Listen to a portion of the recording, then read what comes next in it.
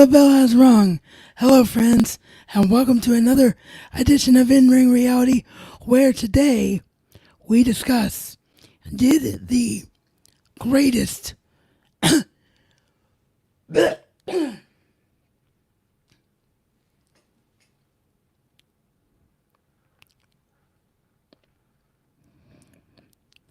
bell has rung. Hello, friends, and welcome to another edition of In-Ring Reality. This is our WWE Backlash and Raw Takeaways edition of the show. It's yours truly, your host, Josh Rizowskis.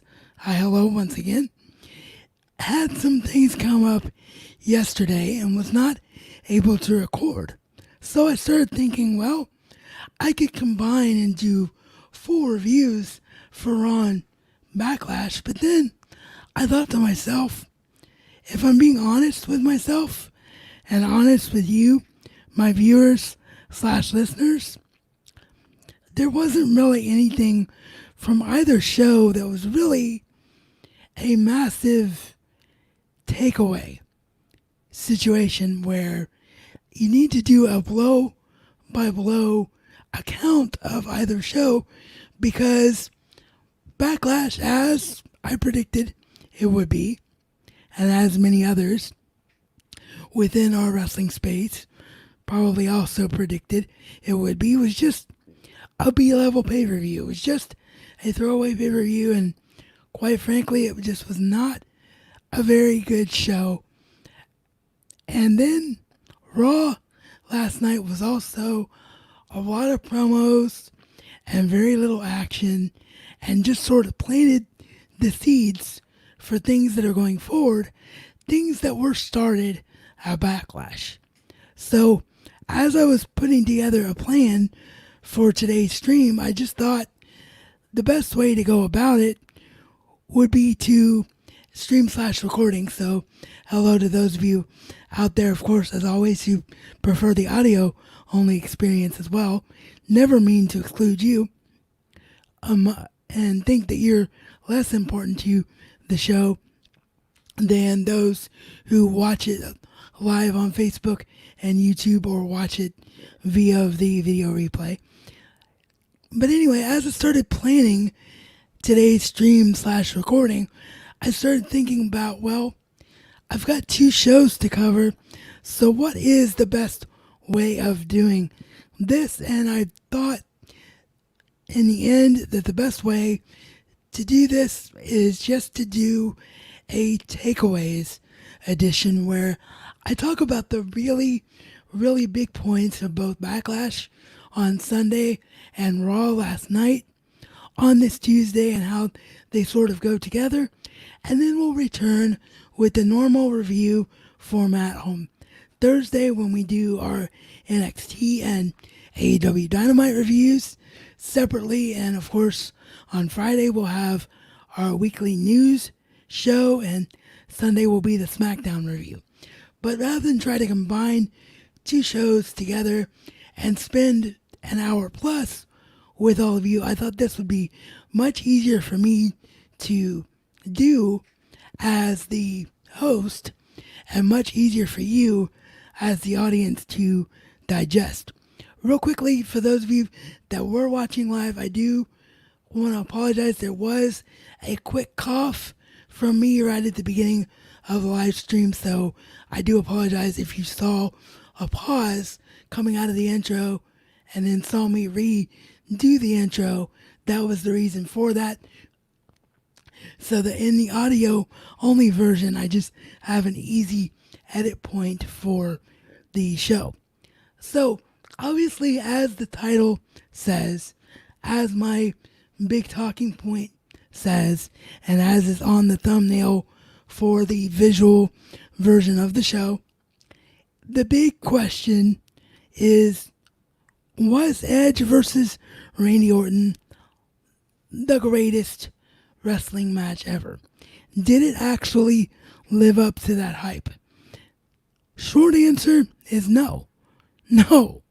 Of course it didn't.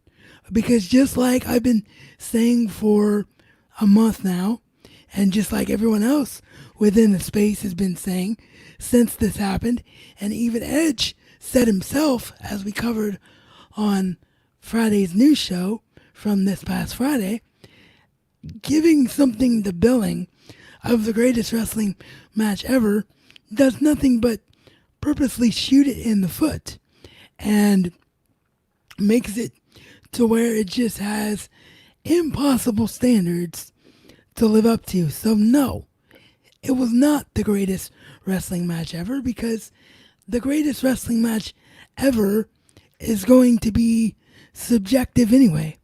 It's just the reality of the situation that WWE put themselves in.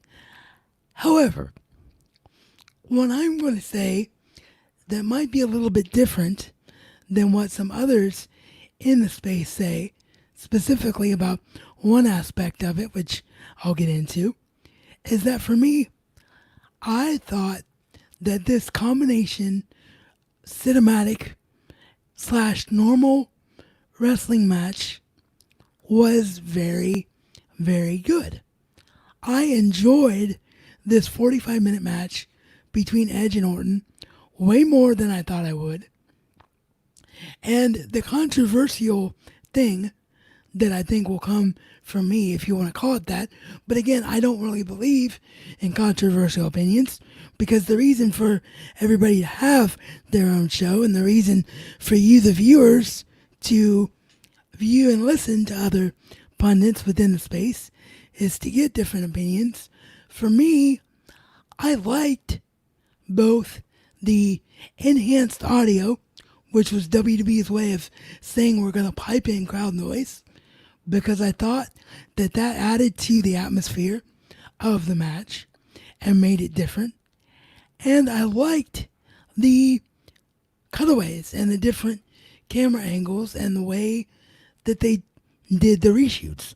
I, of course, don't like what has come out since, which is that Edge got himself injured and tore his tricep and will now be out 6 to 8 months, unfortunately, after just coming back. That is absolutely devastating news, and my heart is just broken in a million different ways and in a million different pieces for Edge.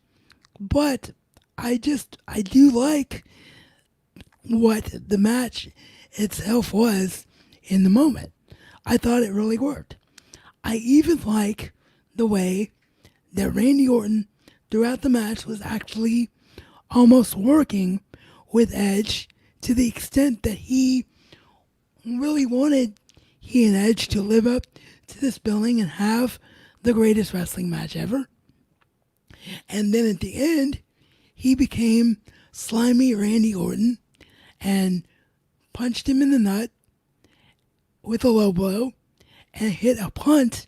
That's right, we saw the punt not once but twice, because we also saw it on Raw, which I'll get into here momentarily, because as I said, I'm going to thread Backlash and Raw together in terms of continuity and my big takeaways from the two shows. I liked that Randy Orton went to that extreme, but not until the very end. And I liked the punt coming out, because the punt is an extreme measure. It is something we haven't seen in countless years, and it is something that is 100% the thing, the calling card, if you will, of the Legend Killer. It is a Legend Killer associated move, and because that's what he has pretty much said he is going to do to Edge, is kill another legend, and because of what we saw on Raw, which we're about to get into, I feel like this is a 2020 version of the Legend Killer, Randy Orton. So I really liked all the aspect of this match.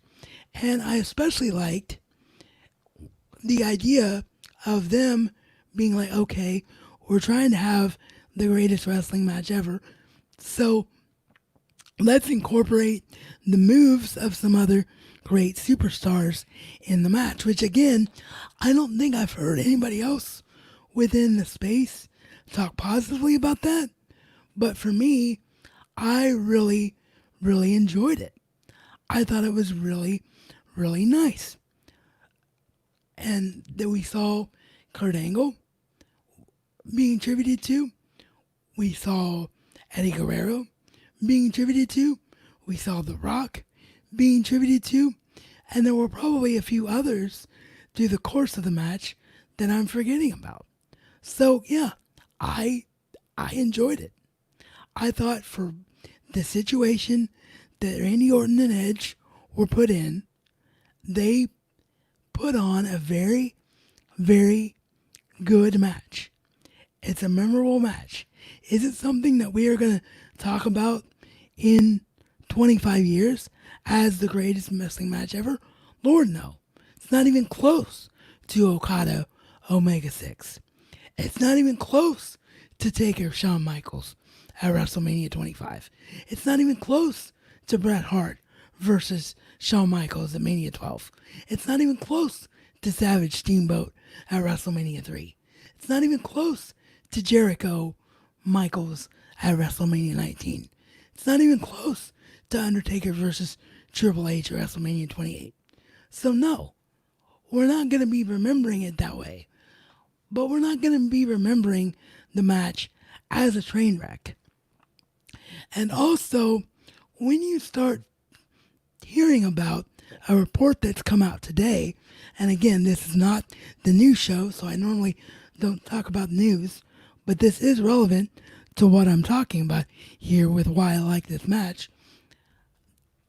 The cinematic presentation and elements of this match was supposed to be originally, supposedly, a Saudi Arabia thing, where they wanted to have the quote unquote greatest wrestling match ever. And when you think about the history of WWE and Saudi Arabia, this makes a whole lot of sense. It makes a whole lot of sense because the idea is that they wanted to have that happen just like they've wanted to have it happen in the past. So I like this from that standpoint because it makes it make a whole lot more sense. And it just makes the whole thing flow together. So again, I thought for what Edge and Randy Orton were given, I thought they did the best with a bad situation.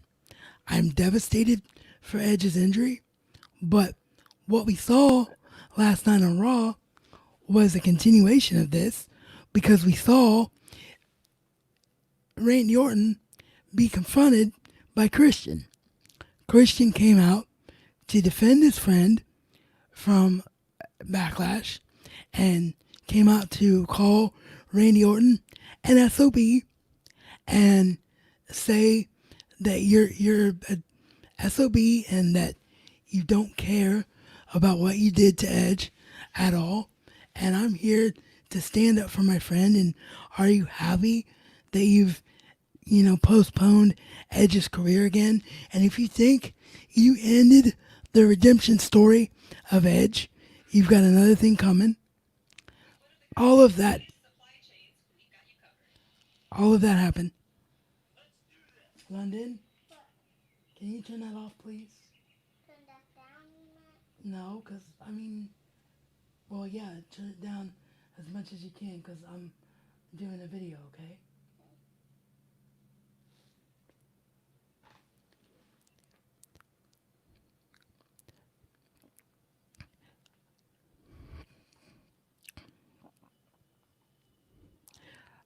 So, yeah, Christian comes out, says all that, and then Randy Orton says, look, man, I know what you're here for, Christian.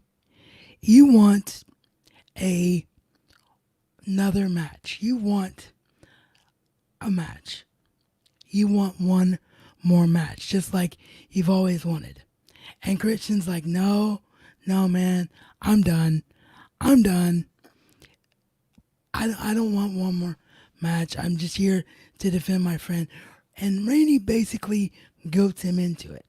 So all night long, we have a thread where Christian is struggling with this idea. Does he actually go through with having a match with Orton, or does he not? We saw a returning Big Show who showed up out of nowhere on Raw, try to comfort him and give him his thoughts on the situation. And we saw Ric Flair, who was there on Raw. We originally thought just to be there with his daughter Charlotte, but we saw him try to talk Christian out of the match as well. But in the end, Christian comes out with about 5 minutes left on the show. So what we saw was not so much a match, but an angle. They look at each other. They're about to go at it. Ric Flair's music hits. Ric Flair comes out, and once again it's like, no, man. I just talked to Edge. This isn't cool. Don't do this. Nobody expects you to do this right now. Don't be that way. Don't do it.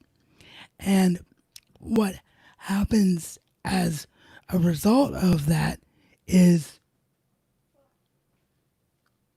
what happens as a result of that is that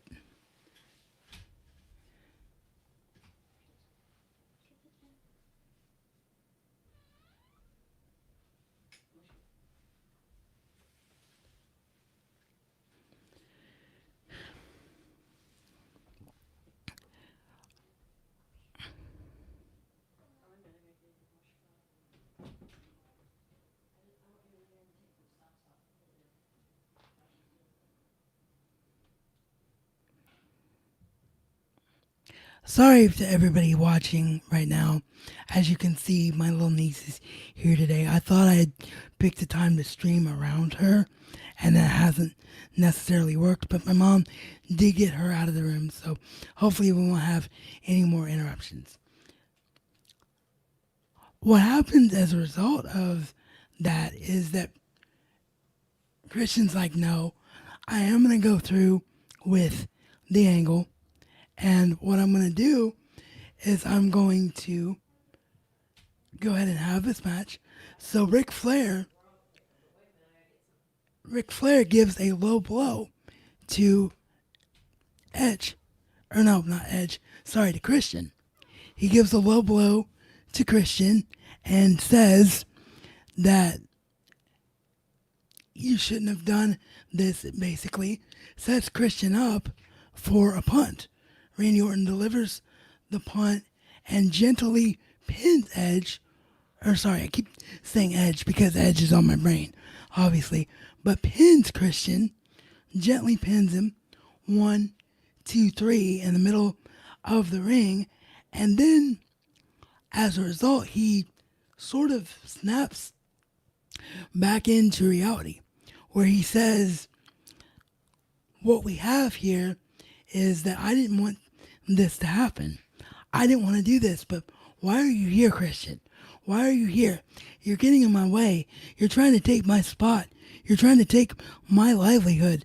So Randy Orton literally was wrestling with his subconsciousness and saying, this is why this happened. He was justifying to himself why what happened to Christian happened.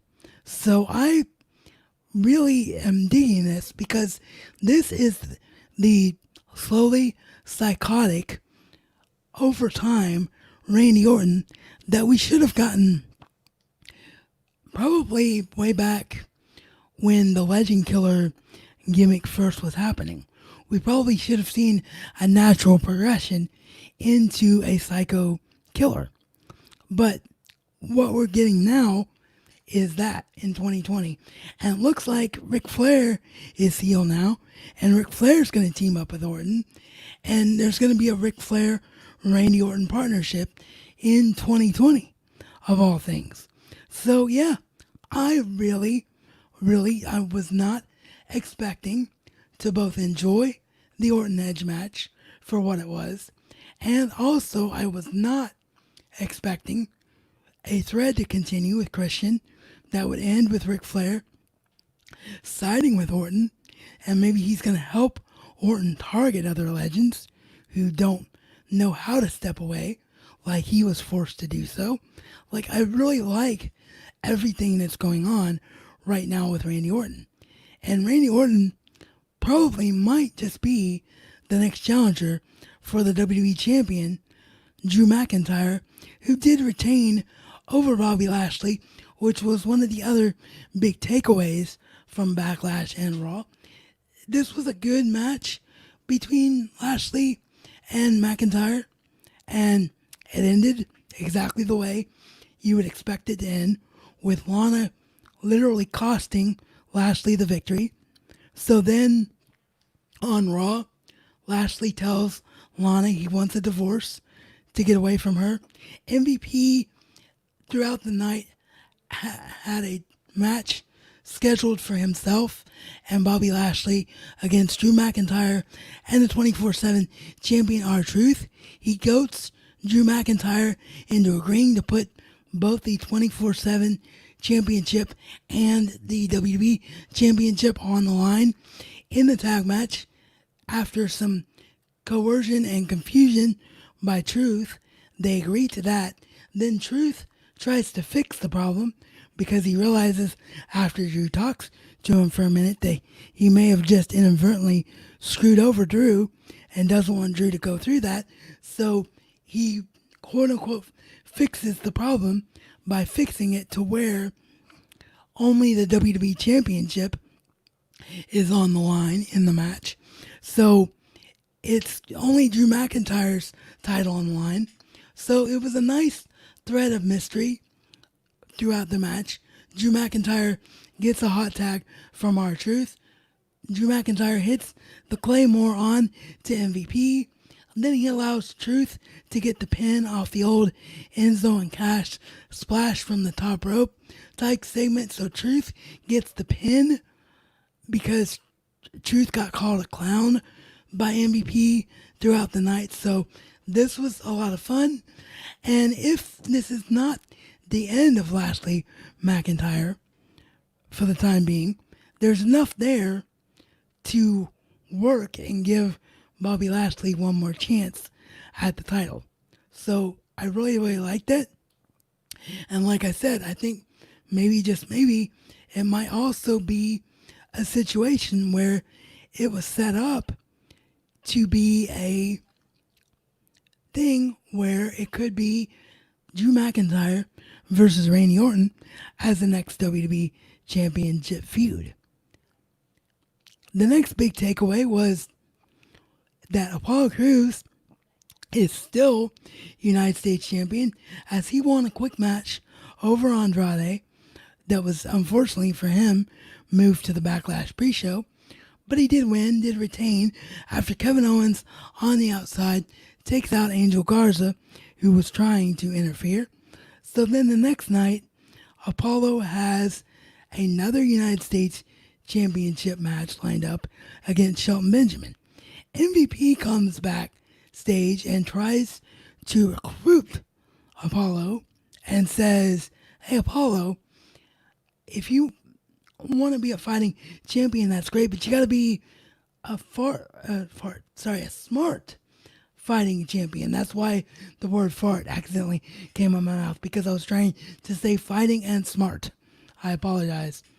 But anyway, you got to be a smart fighting champion to where you can easily sort of realize your full potential. And Apollo Crews turns down MVP's advances, says, "If I'm not a fighting champion, I'm not a champion at all." But then in the match, after Angel Garza gets caught with his feet on the ropes by the referee and isn't able to win the United States title, Angel Garza, Shelton Benjamin had his feet on the ropes. And after that happened and he was not allowed to get the victory, Apollo Crews then turns around and puts his right hand onto the ropes to help him get the pinfall and retain the United States title. So again, maybe subtly building toward an Apollo Crews heel turn and him actually aligning down the road with MVP. Nice, subtle storytelling, makes a lot of sense, and I really, really liked it. And the other big takeaway from Backlash, because Asuka's still Raw Women's Champion, she beat Nia Jax via a double countout victory on Backlash, and then Nia got herself DQ'd / fast counted after pushing the referee down on Raw. So there's not much to talk about with Asuka. So the other big takeaway, in my opinion, from Backlash and Raw was a little bit of how ridiculous this whole situation between the Viking Prophets, as they're now known, the Street Profits, and the Viking Raiders has gotten. Because I talked about how, to me, it slowly got more and more out of hand as time has gone on. And it also just doesn't make sense. Well, that really got amplified at Backlash. Because at Backlash, we had a Raw tag team title match between the two teams advertised to go down, right? It was advertised to happen. And instead, what we got was a cinematic match where they were fighting each other. There were flashbacks involved of everything else that happened. And then Akira Tozawa comes rolling up, right? And he's got a gang of ninjas with him, which forces the Street Profits and the Viking Raiders to realize that in order to take down this threat, they've got to work together to become the Viking Prophets. And so then they take out Akira Tozawa and a band of ninjas. I mean, don't get me wrong, Tozawa was hilarious in this. He did the best he possibly could do with a horribly stereotyped book situation. And we saw it continue on Raw thanks to the Big Show telling the Viking Prophets that they needed to have a one-on-one match for the Raw Tag Team titles to finally settle the Anything You Can Do, I Can Do Better series. But we saw the ninjas and Akira Tozawa challenge the four guys again, and that's when Big Show showed up out of nowhere, returning to Raw as a face to help the teams out in victory. So it looks like we're finally going to get a one-on-one Raw Tag Team Championship match to end this quote-unquote feud. And I wouldn't mind the Viking Prophets being a thing, because as I said, through all the problems, I've actually really enjoyed the chemistry between these four guys. And I think they're very, very good at what they've been given as far as material to go with and do. But at the same time, if they are going to be together as a unit, who are they going to be feuding with, and how are they going to justify the comedic segments without it getting really stale really fast? So it might just be time for them to truly end it after the match. We will have to wait and see what happens. So we've got a Women's Tag Team Championship match on NXT as Bayley and Sasha retained at Backlash. Then they're also going to face the Iconics next week on Raw.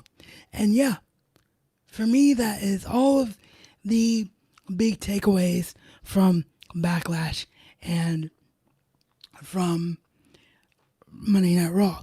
So before I do sign off, I have a few comments that came in on the live version. So I'm going to see what the live audience had to say. And again, thank you everybody for being patient through the problems that I unexpectedly had during this stream.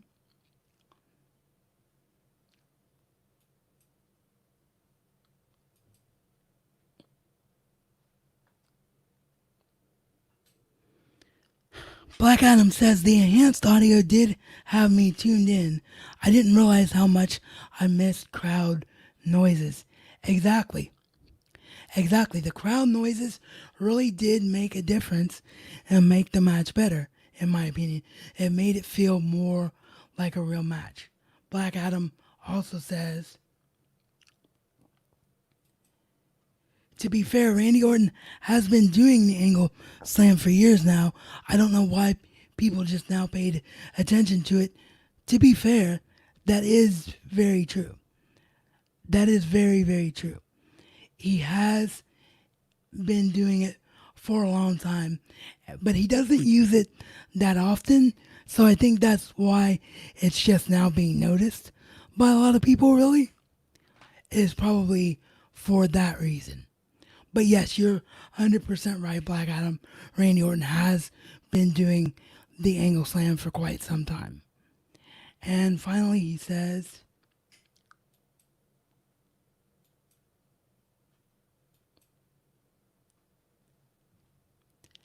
hashtag, it's not even close, with a funny emoji face. Yeah, not even close to being the greatest wrestling match of all time, for sure.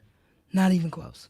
So, yeah, those are my thoughts and my takeaways once again from Backlash 2020 and Monday Night Raw this week.